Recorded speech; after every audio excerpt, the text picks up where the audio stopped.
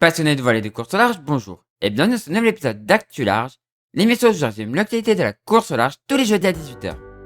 Aujourd'hui, dans un premier temps, on va parler du défi Azimut qui a été fou, franchement, qui a été génial. Ensuite, on va parler de la Golden Globe Race qui continue, qui est assez émouvant avec le passage de la porte et les premiers récits. Ensuite, on va parler de la Globe 40 qui continue aussi, avec une course un peu de vitesse actuellement, mais qui pourrait se transformer en course d'empannage dans les prochaines heures. Et enfin, on va parler de la 40 Malouine qui s'est terminée la semaine dernière, enfin qui s'est courue la semaine dernière, qu'on avait commencé à voir dans le précédent Actu Large et qui s'est terminée, qui a été une super course aussi. Du coup, je vous rappelle que si vous voulez rien louper des prochaines vidéos, n'hésitez pas à vous abonner et à activer la petite cloche de notification.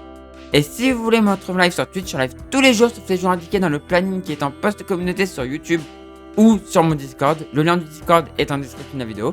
Et le lien de la chaîne Twitch où il y a aussi un planning est en description de la vidéo. Et du coup, on commence tout de suite avec le défi Azimut. Quel beau défi Azimut. Franchement, ça a été génial à suivre. On va voir ce qui s'est passé. Donc, un départ avec peu de vent, mais ensuite ça rentre assez rapidement. Et un appuyé à Charlie Darlin qui prend assez vite les commandes de la flotte et qui ne va plus les lâcher.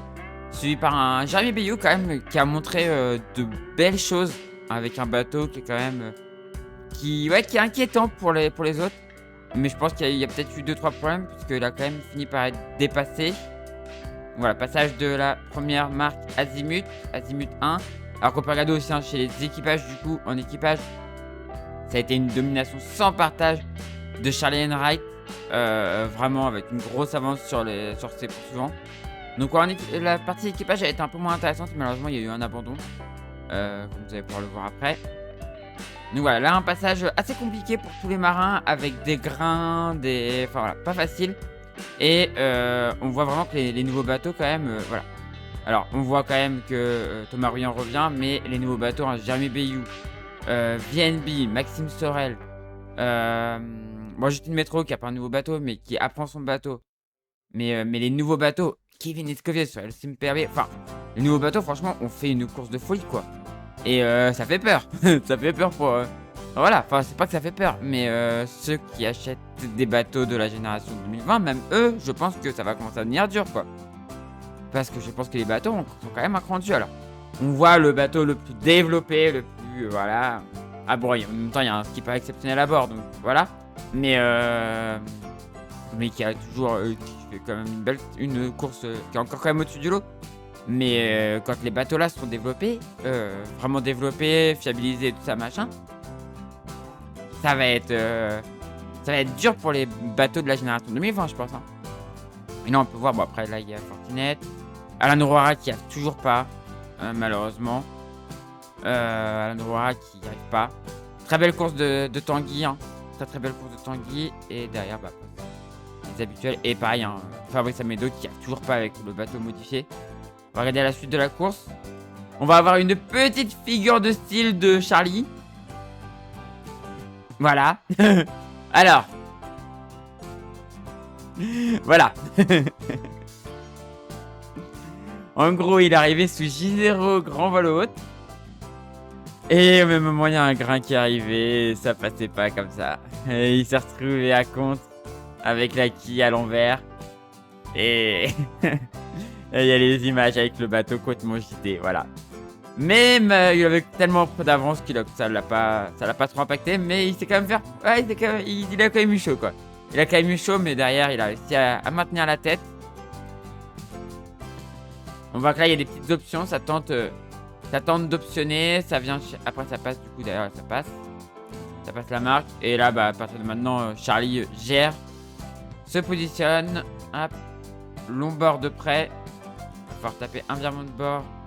On va chercher le plus loin possible. On vire de bord. Et très bon positionnement de Charlie. Hein. Entre la ligne et la concurrence. Et du coup, 12 000 d'avance. Une belle avance encore de Charlie. Derrière, ça revient parce que c'est le premier entrée dans la zone sans vent. Et l'arrivée. Et une très belle victoire de Charlie. Très belle victoire de Charlie, encore une fois. Franchement magnifique, hein. Franchement magnifique, de toute beauté cette victoire devant Thomas Ruyant Deuxième. Et Charal, Jérémy Biou, troisième. Franchement, belle course de Jérémy quand même. Hein. Très très belle course. Le bateau est très prometteur. Je m'en doutais en le voyant la première fois. Dès que j'ai vu, j'ai commencé à me dire, oula, ça va être un bateau prometteur. Et bah, pas manqué. C'est un bateau très prometteur. Et je pense que quand il sera bien développé, voilà. Maxime Sorel, quatrième, avec son VNB Mayenne. Mombana Mayenne, il a fait une très belle course. Franchement, très beau. Très belle course. C'est juste une évolution du coup de Apusia. Il y a pas mal quand même d'évolution, mais c'est une évolution d'Apusia et le bateau est véloce quoi. Le bateau est véloce. Une fois qu'il sera fiabilisé et tout, je pense que ça peut être un très bon bateau. Holcim PRB, Kevin Escoffet 5ème, belle course aussi de Kevin, hein. De très belle course. Justine Métro pour sa première course en IMOCA en solitaire, 6ème, devant Samantha Davis, 7ème. Pour quelqu'un qui était pas sûr que son bateau soit capable et qui était pas sûr d'être prête pour cette course, bah une 7ème place c'est déjà une très belle place. 8ème pour Romain Athanasio devant Tanguy qui fait 9ème. Tanguy qui a fait une très belle course, sa première course en IMOCA, qui finit premier non-foiler. Bravo Tanguy, franchement GG. Bravo Tanguy, t'as fait une très belle course. Duncardo Pedoté, 10ème devant Benjamin Ferré, 11ème. Damien Stoguin, 12ème, qui s'est fait battre par son ancien bateau. Devant Alan Roy, 13ème, comme je disais, Alan qui n'y arrive toujours pas avec ce bateau. Isabelle qui n'a pas encore trouvé les clés. Je pense que si un jour il trouve le moyen de bien le faire fonctionner, je pense que ça peut aller très vite. Mais pour l'instant, il n'a pas trouvé. Isabelle Josque, 14ème, devant Louis Duc, 15ème. Eric Bellion, 16ème, qui a failli ne pas pouvoir prendre le départ parce qu'il était blessé. Devant Fabrice Amedo, 17ème, qui ne trouve toujours pas les clés non plus avec ses nouveaux foils. Conrad Coleman, 18ème, devant James Araida, 19ème. Garrick Soudé, 20ème, devant Oli Ir, 21ème. Groupe C1, Manuel Cousin, 22ème, devant Xabi Racing, Scables, je sais pas comment on dit, 23ème. Et malheureusement, l'abandon de Kojiro Shirashi sur raison personnelle, alors, je n'ai pas très bien compris. Et donc, chez les équipages, c'est Charlie Enright et son équipage qui ont remporté ce défi Azimut. Enfin, c'est 48 heures Azimut. Devant Benjamin Dutreux sur son duo environnement. Malaysia Sea Explorer pour sa première course a fait 3ème. Et malheureusement, abandon de Biotherm, Paul Meillat avec son équipage qui ont dû abandonner à cause de la casse du meuble de winch. Voilà. C'est pas une casse très importante, mais qui était handicapante, donc ils ont préféré abandonner, réparer, puisqu'en plus, Paul Meillat doit aller faire sa qualification pour la route du Rhum. On va aller voir ce qui s'est passé sur les 48 heures, sur le Tour de l'île de Groix. Malheureusement, le Tour de l'île de Groix qui s'est couru dans des conditions extrêmement légères et qui n'étaient pas du tout favorables aux foilers, mais alors absolument pas. Et comme on va pouvoir le voir assez rapidement, les favoris en fait n'ont pas pu vraiment sortir leur épingle du jeu. On voit Charlie qui est très loin, qui n'est pas à son habitude, hein. C'est pas du tout à son habitude. Alors je dis malheureusement parce que voilà, vous savez que j'adore Charlie. Mais voilà, on voit que les vieux bateaux, bah en fait, s'en sortent le mieux parce que bah y a pas de vent. Enfin, les bateaux à dérive s'en sortent le mieux parce qu'il y a vraiment pas de vent.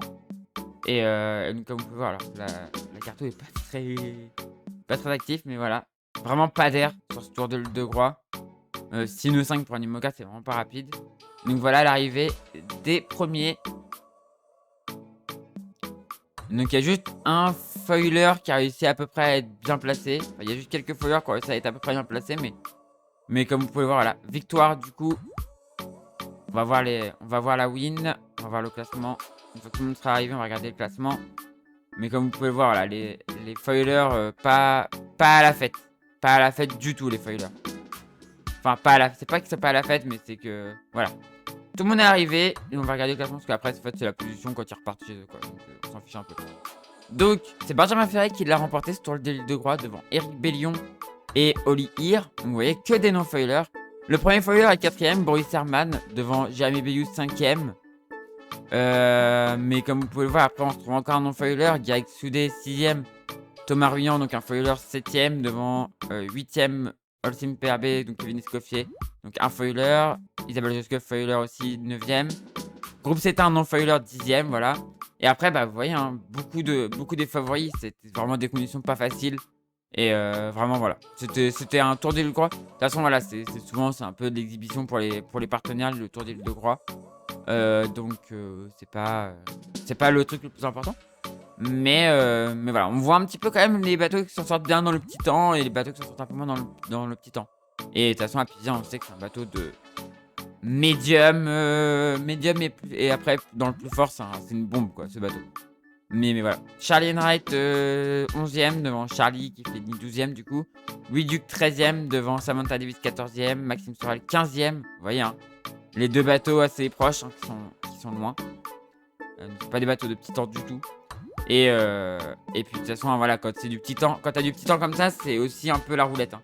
C'est que tu peux avoir très bien, tu peux avancer très bien, comme tu peux aussi tomber dans de la grosse molle. Tu peux avoir un gros coup de malchance et te faire distancer. Benjamin Dutreux, 17e devant Romain Tanazo, 18e. Kojiro Shirashi, 19e devant Damien Seguin, 20e. Tanguy fait 21e devant James Arreida, 22e. Giancarlo Pedote, 23e devant Conrad Coleman, 24e. Xabulks Heroes, je sais pas comment on dit. 25e devant Fabrice Amedo, 26. Alan Roura, 27e. Et du coup, Sam qui n'est pas parti. Paul Mia qui n'est pas parti. Voilà.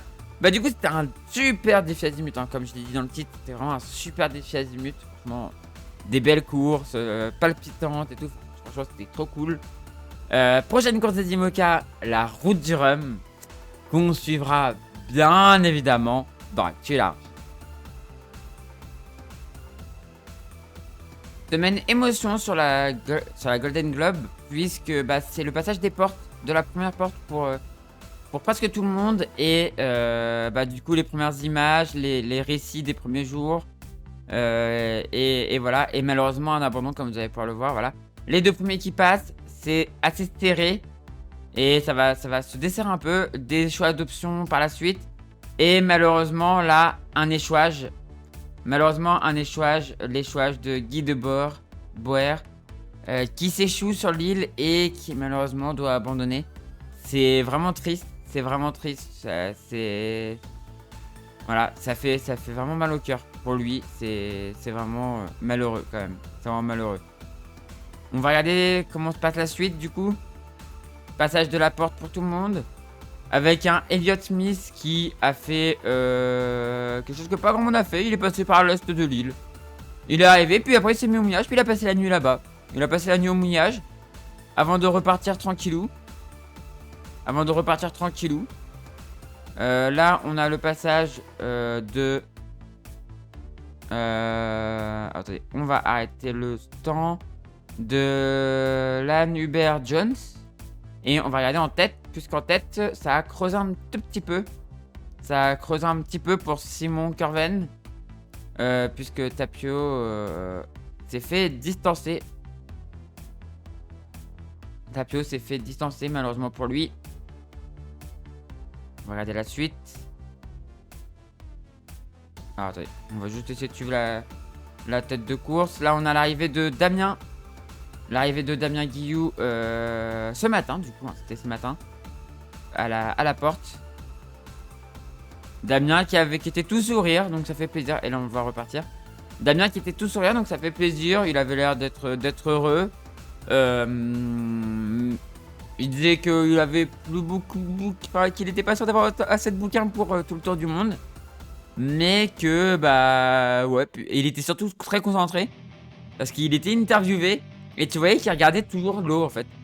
Et en fait, il regardait déjà de quel côté il allait passer cette île. Et là, on voit que il a clairement décidé de passer par l'ouest. Et donc, il ne reste plus que Marc Sinclair à passer. Et Arnaud Guest qui vont passer dans les prochaines heures. Damien, du coup, qui a perdu un petit peu en distance cette semaine. Mais la route est encore longue. Il y a encore le poteau noir. Le poteau noir, ça va être compliqué. Hein. Il faut se rappeler quand même que la seule météo qu'ils ont, c'est une météo sur fax. Donc avec des cartes grosso modo des zones des différents centres d'action. Donc et un peu les vents quoi. Mais donc du coup dans le poteau noir, autant vous dire que ce genre de météo dans le poteau noir, voilà quoi. Si t'as pas une météo à peu près actualisée dans le poteau noir, c'est C'est compliqué. Donc ça peut très bien se resserrer très fortement dans le poteau noir. Le premier peut y rester coincé très longtemps. Comme il peut le passer comme une fleur. Enfin, on va voir ce qu'on pourra voir. On verra dans une semaine. Dans une semaine, il devrait être bientôt à l'entrée, je pense. Même à il devrait être dedans, voire même peut-être passer. On verra. Ça, vraiment, on peut pas savoir. Hein, avec, on peut pas savoir. C'est ça qui est compliqué sur cette course, c'est qu'on peut pas vraiment prévoir comment ça va se passer parce que bah, on n'a pas leur information. Enfin, si on a à peu près leurs informations, mais on sait pas ce qu'ils vont faire, quoi. Quand tu suis une course où il y a du routage, tu peux faire des routages et te dire bon, mais il va faire à peu près, il va faire ça, ça, ça. Quand tu es sur une course comme ça, faire du routage, c'est pas, voilà, c'est tellement, ils ont tellement un niveau d'information qui est assez bas que faire un routage sur une course comme ça, bon voilà. Donc voilà, Simon Curven est toujours en tête, du coup on va regarder le classement actuellement. Donc Simon Curven est en tête devant Tapio qui est toujours deuxième. Et Pat Lawes troisième. Et du coup en dernière position, on retrouve Arnaud Guest qui est extrêmement loin malheureusement du premier et qui a 2,95. La 2,99 et Damien par contre qui est 4,39. Alors j'ai appris un truc que je savais pas, c'est qu'ils ont le droit d'utiliser le moteur, ils ont une quantité de carburant qu'ils ont le droit d'utiliser sur le tour du monde. Mais voilà, ils ont une quantité très définie. C'est pour ça que du coup, je sais que j'ai vu pas mal de commentaires là-dessus. C'est pour ça que Elliott Smith est arrivé au moteur en fait ici. Parce qu'ils ont le droit d'utiliser leur moteur. Le moteur est pas plombé contrairement aux courses, aux autres courses où le moteur est plombé. Là, le moteur est pas plombé, donc ils ont le droit de l'utiliser en propulsion, mais ils ont une quantité de carburant définie. C'est-à-dire qu'ils ont pas le droit d'utiliser plus. Donc il faut faire attention quoi. Faut faire attention. Donc ils utilisent surtout pour passer les portes quoi. Et donc bah là, passer la porte ici. Là, je pense qu'il est déjà plus au moteur. Hein. Là, je pense qu'il a remis le spi. Et c'est parti, direction le sud. Voilà, bah, du coup, les prochains jours de course là, vont être, je pense, hyper intéressants. Les prochains jours de course, on va regarder un petit peu les prédicts. Les prédicts sur Windy. On voit qu'il y a une dépression tropicale qui naît au large ici et qui remonte. Donc ils vont sûrement se prendre une petite dépression tropicale alors qui va pas être normalement trop forte. Normalement ça devrait aller. Et on voit qu'elle remonte, elle a une trajectoire assez bizarre qui me fait penser un peu à la tempête qu'on avait pris, je sais pas quelle année, qui avait touché la Vendée. Qui avait eu cette trajectoire là aussi, qui était remontée directement comme ça. C'est une trajectoire assez bizarre, mais qui était remontée comme ça et qui était revenue ici et qui était rentrée ici. Mais je me rappelle plus du nom de cette tempête qui était venue et qui avait fait des gros dégâts. Mais là, comme vous pouvez le voir derrière, elle s'écroule et on a un poteau noir qui semble très actif. Donc ça risque d'être assez folklore. Ça va être assez folklore. Alors à part au large, voilà, le 1er octobre, un peu moins au large, mais sur la route directe, il y a un gros poteau noir. Peut-être un peu moins à la côte, donc il y a peut-être une option s'ils le voient sur leur carte. Peut-être une option d'aller chercher ici, proche de la côte, à voir. Mais sinon là, il y a une grosse boule sur vent. Ça va être passionnant ce poteau noir. Et on verra dans une semaine s'ils y sont. Mais dans tous les cas, on va continuer à suivre cette Golden Globe Race dans Actu Large. On s'était laissé il y a une semaine avec des choix à faire, des choix de route à faire. Alors comme je m'en étais douté, hein, c'est que Ye avait viré directement après. Et donc il fallait descendre vers le sud, aller chercher les dépressions des mers du sud. Donc il y avait bien la traversée de la petite zone sans vent. Et par contre les vents devenaient portants. Et donc du coup directement, on voit que les trajectoires ont tendance à partir un peu vers l'est. Et là voilà, on va bientôt avoir l'entrée dans les mers du sud. Et là franchement le premier qui chopait les vents favorables était bien placé. Et à ce petit jeu, comme on peut le voir, comme à son habitude, Milay était très bien placé. Et Milay arrive à se positionner au mieux. Et donc là on va voir que c'est une petite bataille de positionnement hein, quand même. Petite bataille de positionnement.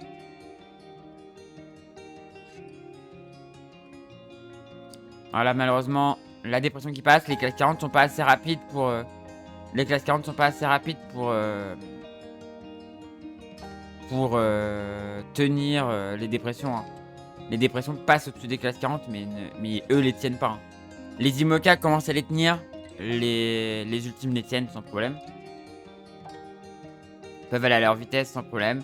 Les IMOCA, pour l'instant, se font encore passer. Les IMOCA se font encore passer par les dépressions. Et voilà la position actuelle des bateaux. Voilà la situation actuelle. Donc c'est Sakuya qui est en tête. Devant Milai qui finalement, on a cru un moment que ouais, sa position allait être bien. Mais finalement, il est deuxième actuellement. Mais il y a 27 000. Donc c'est rien par rapport à la route qui reste. Et surtout, il a une position un peu plus nord qui devrait peut-être lui permettre de repiquer un peu plus rapidement vers la porte. On verra. Mais et il lui donnera peut-être un petit peu meilleur angle par la suite. On va regarder la météo par la suite. Et derrière, par contre, ça commence déjà à être un peu distancé. Bah, Griffon solo 2 est pas trop distancé. Ça va, il y a 89 000. Et pareil pour Hamas qui est pas non plus très loin, 107 000. Sur une étape comme ça va encore. Par contre, derrière, c'est beaucoup plus loin, 205 000. Ça commence à faire beaucoup pour Whiskey Jack, qui est beaucoup plus nord et du coup est moins bien placé, même si bah du coup pareil, hein, si le vent est favorable, peut-être que ça peut revenir. Et la ligne d'arrivée, l'arrivée est encore loin, il reste encore 4368 000, donc franchement tout peut encore bouger sur cette étape en direction du coup de Auckland en Nouvelle-Zélande. On va regarder la météo pour les prochaines heures. Donc 12 heures, on voit que bah, la dépression passe, hein. C'est toujours ça avec les classes 40, c'est toujours comme ça. La dépression finit par passer. Alors ça a l'air quand même de rester assez fort par le sud, donc peut-être tenter de rester dans cette zone là, mais par la suite il va quand même falloir remonter vers l'Australie, donc mais il y a l'air d'y avoir du vent. Alors ça va être plutôt du VMG, donc des jeux d'empannage. Donc VMG, ça veut dire qu'en gros, le vent est dans l'axe du porteur VMG, c'est que le vent en fait dans l'axe du parcours. Mais enfin, le vent pousse dans l'axe du parcours. Et donc du coup, en fait, on essaye de s'approcher le plus possible du vent arrière. Mais on peut pas aller... Enfin, on peut aller totalement vent arrière, mais on n'avance pas. Totalement vent arrière, ça avance pas. Donc en fait, on essaye d'avoir un angle qui nous fait aller assez vite, mais qui nous éloigne pas trop du chemin le plus court, quoi. Enfin, c'est assez... C'est somptueux. Non, pas somptueux, mais... c'est assez millimétré, quoi. Faut être très doux, quoi. Faut vraiment être au degré près. Enfin, c'est très compliqué à faire. Enfin, c'est pas que c'est compliqué, mais franchement, c'est assez... Enfin, voilà. Vous m'avez compris, c'est pas le truc le plus simple.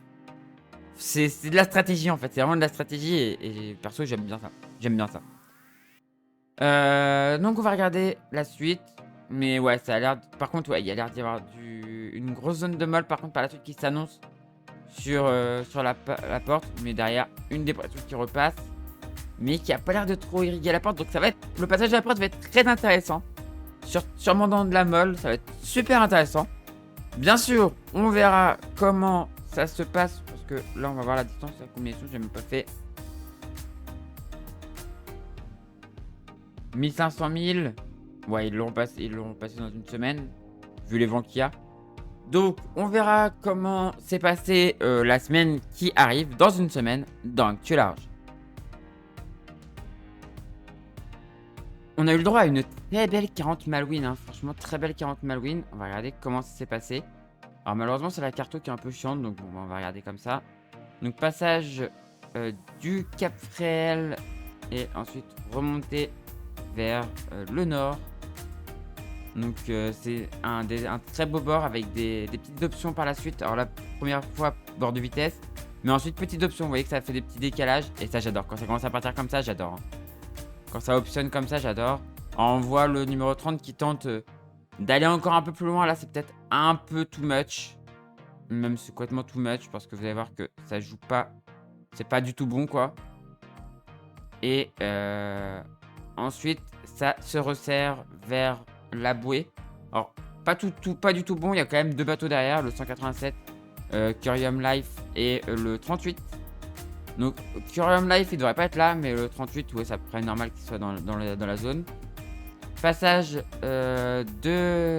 du waypoint 1 ici. avec Keguiner qui se bat avec Crédit Mutuel à l'avant de la flotte. Ensuite, on a la descente vers le deuxième waypoint. Toujours une belle bataille entre Keguiner et Crédit Mutuel.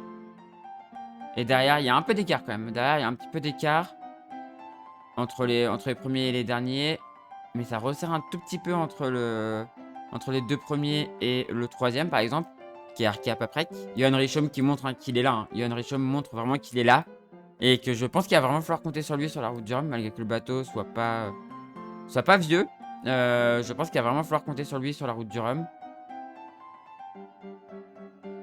On va voir la suite. La suite du parcours. Direction la bouée Cardinal. Alors que Crédit Mutuel se fait reprendre par Arkea Paprec. Donc Arkea Paprec qui a une très très bonne vitesse. Le Crédit Mutuel est quand même une des références de la flotte. Et Crédit Mutuel Arkea arrive à le reprendre. Donc franchement Johan chapeau quoi. Chapeau à Johan quoi. Et donc on voit que là il y a un gros écart entre les premiers et les derniers. Il y a le groupe de 3 là devant, ça va se jouer. On sait que la victoire et le podium va se jouer entre eux 3. Par contre là les places d'honneur ça va se jouer entre ici. Et par contre derrière il y a aussi pas mal de batailles quand même. Pas mal de petites batailles de place en place. Et Keguiner qui laisse une ouverture sur le côté mais ça va pas marcher pour l'autre. Et enfin pas Keguiner, oui Keguiner oui pardon. Et donc c'est Keguiner qui remporte cette 40 Malouine. Et on va faire voir l'arrivée de tout le monde. Des arrivées qui sont parfois un peu serrées. Mince. Des arrivées qui sont parfois un peu serrées. Des fois un peu moins. Et voilà, le retour à Saint-Malo. Après moins de 24 heures de course pour les premiers. Et voilà. Et là, les deux plus vieux bateaux de la flotte qui arrivent. Voilà. Donc c'est Keguiner, Corentin Duguay qui a remporté cette 40 Malouine. Devant Johan Richomme, deuxième. Lanne Pensky, troisième. Devant Alex Terrain, quatrième. Luc Berry sur son nouveau bateau, cinquième. Devant Antoine Carpentier, sixième. Donc là, on a que des SCO. Il n'y a que des SCO devant. De toute façon, voilà, les SCO, voilà. Vous savez ce que j'en pense. C'est très, très, très bon bateau. Martin Le Pape, 7ème, encore un SCO. Devant Alberto Bona, 8ème. Alors, Ibza, je suis pas sûr que c'est un SCO. J'ai un petit doute. Eora, Rubert Henry, 9ème, ça c'est un SCO. Devant Interinvest, Mathieu Perrault. William, oh là les noms, j'ai du mal. Hein. 11ème devant Cédric Chateau qui fait 12ème. Cédric, milieu de classement, donc ça va. Mergui, Mickaël, 13ème devant Nicolas Destet, 14ème. Jules Bonnier, 15ème devant Cazenave Père Pierre en 6ème position. Martin Louchard, 17ème devant Didier Levour, 18ème. Marc Lepesque, 19ème devant Stan Turé, pardon, 20ème. Andrea Fornaro, 21ème devant François Jambou, 22ème. Hervé Thomas, 23ème devant Pierre-Louis Atwell, 24ème. Donc 24ème place pour le Normand Pierre-Louis Atwell. Florian Guéguin, 25ème devant Ivica Kostelic, 26ème. Kieran Leborgne, 27ème devant Maxime Co, 28ème. Beaucoup de Français hein, quand même. Morgan Urso-Poupon, du coup 29ème. Devant Harry Koski, pardon, 30ème. Et on a malheureusement un non partant, Victor Just, qui n'est pas parti sur cette 40 Malouine. Voilà, c'était une très belle course, comme vous avez pu voir. Il y avait des petites options de place en place. Il y avait un peu de bagarre, surtout des bagarres de vitesse, ce que j'aime bien aussi. J'aime bien quand il y a des options, mais j'aime bien aussi les bagarres de vitesse. Donc c'est une course qui m'a bien plu. bien plus à suivre. Désolé pour les noms que j'ai écorchés, mais voilà. Prochaine course, normalement, des classes 40, bah, pareil que pour les IMOCA, ça va être la route du Rhum, qu'on suivra bien évidemment dans Actu Large. Voilà, c'est la fin de cette vidéo. Comme d'habitude, petit appel au sponsor si vous connaissez quelqu'un qui connaît quelqu'un, ou si vous êtes vous-même chef d'entreprise, n'hésitez pas à aller aider les skippers en recherche de budget pour les prochaines courses, route du Rhum, Vendée Globe, tout ça. Je pense à Tanguy, je pense à plusieurs skippers qui sont en recherche de budget pour le prochain Vendée Globe. Je pense à Violette d'Orange aussi qui a fait sa vidéo de sponsoring. Donc n'hésitez pas à aller aider ces skippers en recherche de budget, c'est super important. C'est un très bon retour sur investissement, croyez-moi, donc vraiment n'hésitez pas à les aider. Vous allez avoir une très belle image de marque après, donc voilà, n'hésitez pas. Je compte sur vous, donc si vous connaissez quelqu'un, ou si vous l'êtes vous-même, n'hésitez pas. Parlez de ces projets autour de vous. Du coup, c'est la fin de cette vidéo. Si ça vous a plu, n'hésitez pas à faire briller le pouce en l'air, à commenter et à partager. Et si vous n'êtes toujours pas abonné à la chaîne, n'hésitez pas à vous abonner pour ne rater des prochaines vidéos. Et activez aussi la petite cloche pour rien louper des prochaines vidéos. Et du coup, moi, je vous dis à la prochaine pour une prochaine vidéo sur la chaîne Toria ou pour un live sur Twitch. Et du coup, ciao tout le monde. Ciao, ciao, ciao.